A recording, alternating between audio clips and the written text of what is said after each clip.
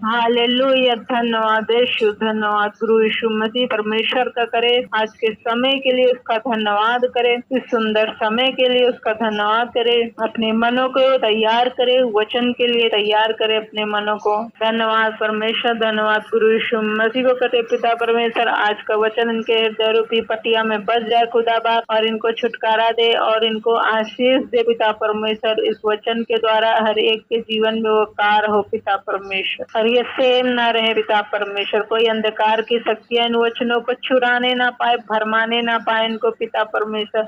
आज का वचन के जिंदगी में शगुन फलों को ले, आज जो ये सुने उसका सुने ही नहीं चले पिता पर। धन्यवाद करते हैं पिता परमेश्वर, धन्यवाद। एक एक यीशु के लहू में छिपाते हैं। धन्यवाद, धन्यवाद। बहुत सी बड़ी बड़ी प्रॉब्लम है, उसको प्रॉब्लम को दूर करने के लिए क्या परमेश्वर ने दिया है? हथियार दिया है। अगर हम उस हथियार को इस्तेमाल करें तो हम जीत जाएं। मायने ये नहीं रखता कितने पहाड़ खड़े हैं, कितनी मुसीबत है, कितनी बीमारियां हैं, कितने दिक्कत है, कितने सताव है, कितने लोग दबाव में हैं, ये मायने नहीं रखता। अगर आपके पास हथियार है तो ये बहुत बड़ी बात, क्योंकि दुश्मन के पास तो हथियार है, उसके पास तीर है, वो जलते हुए तीर है। जब हमारे पास हथियार है तो हम उस तीरों को बुझा भी सकते हैं। अभी तक हम परमेश्वर में नहीं थे तो हमें नहीं मालूम था कि कैसे इस चीजों से निकला जाए, कौन सी दिक्कतें, शायद ये हमें चीज सहना ही पड़ेगा, ये हमारी ही प्रॉब्लम, हमारी ही दिक्कतें हैं। मगर ऐसा वचन कुछ भी नहीं कहता है। वो कहा है आदम से जो पहला मनुष्य था वहीं से पाप स्टार्ट हुआ, वहीं से सब मनुष्य रापित हो गए। फिर यीशु मसीह के द्वारा क्या आया? उद्धार आया। जब यीशु मसीह पर हम विश्वास करते हैं तो हमारे जीवन में उद्धार आया, और उद्धार बनाने के लिए हमें उसमें स्थिर रहना पड़ता है, और परमेश्वर हमें दृढ़ता से स्थिर करता है, क्योंकि वो सच्चा परमेश्वर है। वो हमें दृढ़ता से स्थिर करता है और सारी बुराई से बचा के रखता है जब हम उसमें बने और अड़े रहते हैं। इसी तरह के सारे हथियार है, वो उसने कहा है बांध लो ताकि दुष्ट के जलते हुए तीरों को तुम बुझा सको। वो दुष्ट का हथियार, वो तीर क्या है? मेन कारण ये है कि मनुष्य जो रहे परमेश्वर से दूर रहे, सच्चे परमेश्वर को जानने न पाए। जीवन भर उसकी यही संघर्ष रहेगी। आप जब तक आप पृथ्वी पे हैं, जब तक आपका जीवन है, जीवन भर उसकी संघर्ष आपके साथ यही रहेगी कि आपको परमेश्वर से दूर किया जाए। आप कितने भी बढ़ लो, आप सोचो मैं अब स्थिर हो गया हूँ, यहाँ तक पहुँच गया हूँ, मैंने ये आशीष हासिल कर ली, ये बरकत हासिल कर ली, वो तो मिलती जाएगी। उसको साइड में रखते जाओ, क्योंकि वचन ये कहता है जब तेरा धन बढ़े तो उस पर मन नहीं लगाना, जब तेरी आशीष बढ़े तो उस पर मन नहीं लगाना कि उसी में हम रम जाएं। जैसे अब्राहम को क्या था? अब्राहम को आशीष मिली तो परमेश्वर ने उसे परखा भी कि ये 100 साल के बाद बेटा मिला, इसी में रम गया, क्या ये अपने मुझसे ज्यादा अपने बेटे से प्रेम करता है? पर परखने पर वो विश्वास योग्य समझा गया। परमेश्वर ने कहा ये सचमुच मुझसे प्रेम करता है। तो हमें अपनी आशीष बरकत जो है इसको साइड पे, उस पर ध्यान मन नहीं लगाना है, उसी में गुम नहीं जाना है, उसी में अभिलाषा में पड़ नहीं जाना है, उसी को जैसे कि क्या थे इजरायली लोग, जब मन्ना बरसा तो परमेश्वर ने कहा 6 दिन खाया करना, इतने दिन बटोर के रखना, इस दिन नहीं आना बाहर। फिर भी उन्होंने भूख लालच की वजह से और ज्यादा बटोर लिया, और वो पवित्र चीज क्या हुई? खराब हो गई। तो परमेश्वर अपने हथियार भी देता है, गैर भाषा, भविष्यवाणी, ये सब चीजें क्या होती है? उसकी कलीसिया की उन्नति के लिए देता है। जब हम बहुत प्रार्थना करते रहते हैं, बहुत परमेश्वर में बढ़ जाते हैं, आगे ले जाते हैं, तो परमेश्वर हमें क्या देता है? अपने हथियार देता है, ताकि हम, क्योंकि जब हम आगे चल रहे हैं तो हमारा दुश्मन भी बड़ा है, तो दुश्मन बड़ा है तो अब हमारा लाठी से काम चलने वाला नहीं है, अब हमें बंदूक चाहिए।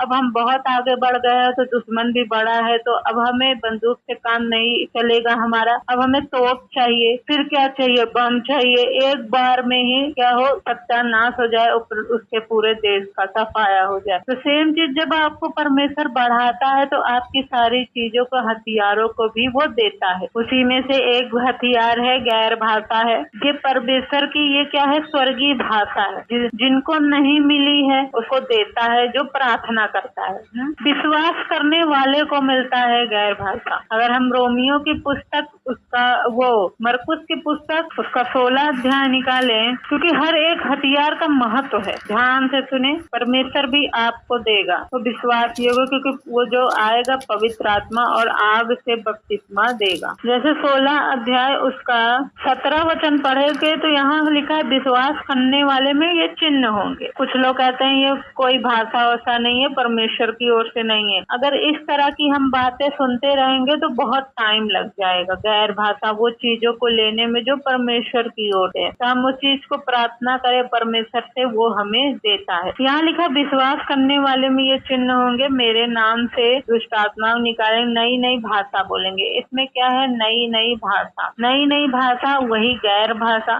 जो हिंदी जो हम नहीं जानते, स्वर्गीय भाषा, गैर भाषा, स्वर्गीय भाषा, स्वर्गदूतों की भाषा किसको मिलती है? विश्वास करने वाले को मिलती है। जब मैं परमेश्वर में नई आई थी तो मैं वचनों को पढ़ती थी, लोग भी बोलते थे, कहते थे गैर भाषा बोलो, अन्य भाषा बोलो, तो मैं कहती थी मुझे कुछ समझ में नहीं आता, बोलती गई। फिर लास्ट में जब मैं वचनों को ज्यादा पढ़ने लगी तो पता लगा कि विश्वास करने वाले को मिलता है गैर भाषा। और क्या कहता है? 1 कुरिन्थियों 14 अध्याय में पढ़ो तो वहाँ लिखा है, आप ध्यान से सुने और कितना महत्वपूर्ण है ये भी जानेंगे आप। किसी को अनेक भाषा, 1 कुरिन्थियों 14 अध्याय उसका 2 वचन में अगर हम पढ़े तो यहाँ लिखा है, क्योंकि जो अन्य भाषा में बातें करता है वह मनुष्यों से नहीं परंतु परमेश्वर से बातें करता है। जो अन्य भाषा में बातें करता है वो किससे बातें करता है? परमेश्वर से बातें करता है, क्योंकि परमेश्वर समझता है अन्य भाषा को।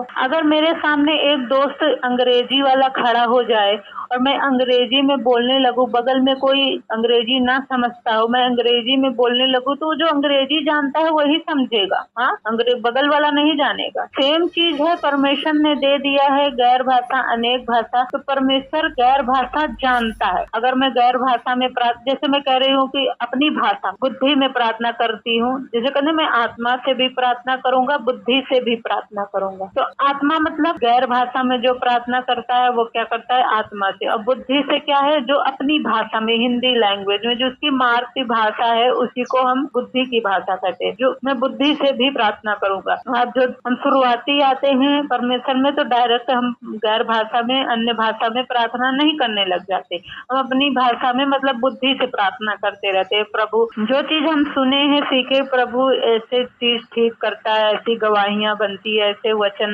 सीखा जाता है, ऐसे चला जाता है। तो हम परमेश्वर में क्षण क्षण करके थोड़ा थोड़ा बदलते जा रहे, थोड़ा थोड़ा प्रार्थना करते हैं, प्रभु मेरे बेटे को बदल, है प्रभु ये चीज चंगा कर, है प्रभु मुझे ये दिखा, परमेश्वर मेरा ये चीज ठीक कर दे। ये सब क्या चीज है? अपनी भाषा में, मतलब कि बुद्धि से आप प्रार्थना कर रहे हो। ये चीज तो आप प्रार्थना कर रहे हो तो ये चीज आप भी जानते हो और दुष्ट भी जानता है आपकी भाषा को, और परमेश्वर भी जानता है। जो गैर भाषा होती है, जो चीज हम नहीं जानते हैं कि क्या प्रार्थना करनी है, कभी कभी सब कुछ पूरा रहता, लगता है क्या प्रार्थना करे, क्या कमी है। तो गैर भाषा जब आप प्रार्थना करते हैं तो आत्मा में होकर प्रार्थना करते हैं, परमेश्वर को मालूम है, आपको भी नहीं मालूम है कि क्या मांगना है। जब आप प्रार्थना करते हो तो परमेश्वर क्या करता है? छुड़ाता है, इसलिए कि उसकी बातें कोई नहीं समझता, क्योंकि वह भेद की बातें आत्मा में होकर बोलता है। ठीक